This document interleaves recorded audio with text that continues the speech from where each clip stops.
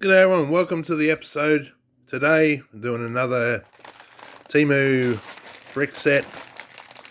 This one comes in a bag, one of them Ziploc type ones. I'll get the instructions out and show you what one it is. So this is actually one of them little handy ute sort of things, or miniature utes, miniature truck, I don't know what exactly they call them. So that's what it's going to end up looking like. I'll get this built and see how good it is. And here's the little truck all finished. And before I get into the review of this set, don't forget to hit that like button and subscribe, especially if this is your second time or more being here. Thanks for that. Let's get into it. And it come out looking really good. Not as strong in some of the design as I would have liked, but it looks right. Looks like one of them little, they're not a micro truck, they're just a small, they're basically like a van, but with the back cut off. They used to be quite popular years ago. I haven't seen them around for ages. Generally they had smaller rear wheels than front. They're an odd looking little thing. But this looks really nice. The windscreen really works well with how it's meant to look. The whole front end and rear end is pretty good. These lights on the back here, you even touch them, the whole bit falls off because it's only just connected by the one starter holding it. Also the little gas tanks on the side here, they pop off really easy. The roof is only held on by the front two studs here. So there's a few things that are just like, okay. But overall, it looks nice. The tailgate works, which is really nice. And even in here, there's a little engine. You lift up the panel and see in there. And then goes down, give you a nice big bed. One interesting thing is these bars that go around the top here. I think it was this one was correct, the right length, everything. The other two were like way longer. They weren't cut right.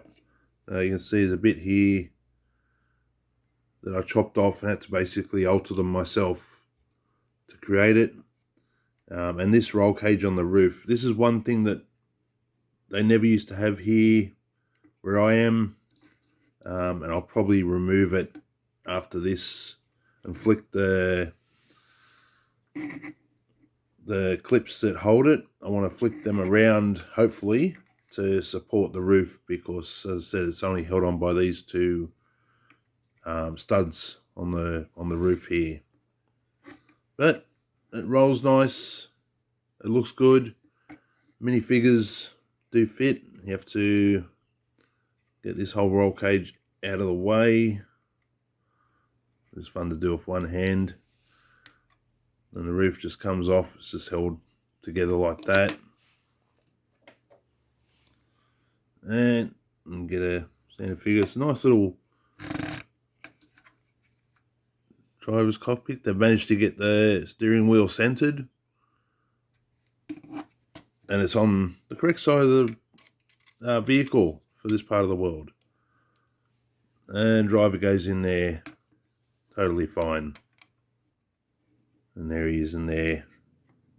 Very well seated. There is these little doors as well, which I haven't seen these for ages on Lego. These were an old school thing.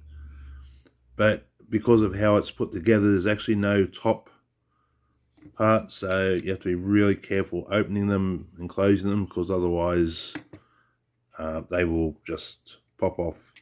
But it's just one stud, so, and generally you're not going to be opening and closing. Also, this back part here of the roll cage, I don't know if it's roll cage or just the body surround, it's just held on by these two clips at the top, which are sort of all held on by these side bits.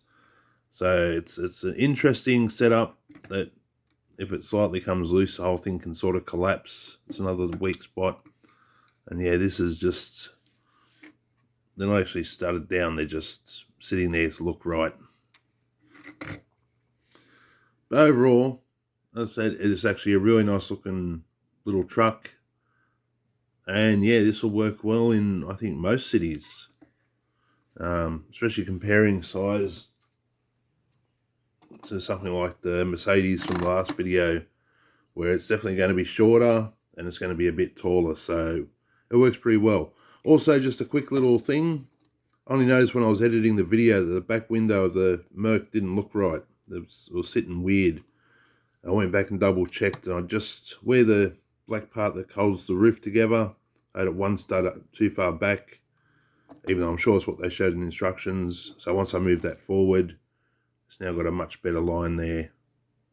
I wanted to put it in the last video, but I already had the video done, so. But yeah, leftover pieces, literally, for some reason, these are the front guards that go here. Oh, there's that door, not sitting straight. It's not really held properly either, it's just sort of sitting there. So these were already in the bag with the rest of the bits, but there was a separate bag, this one, unopened, as you can see, with two more of them. So they weren't meant to be there. And if it wasn't for them, there would be no parts left over. It was a clean build. Everything was used. No extras. So I'll put the price down here if I can find it. I think it was around $19, something like that. And I would totally recommend getting this for a city setup. It was a good build. It ended up being about 70 steps, something like that. A few little confusing spots, but once I went back and double checked, and I realised what I'd done, and it was simple to fix.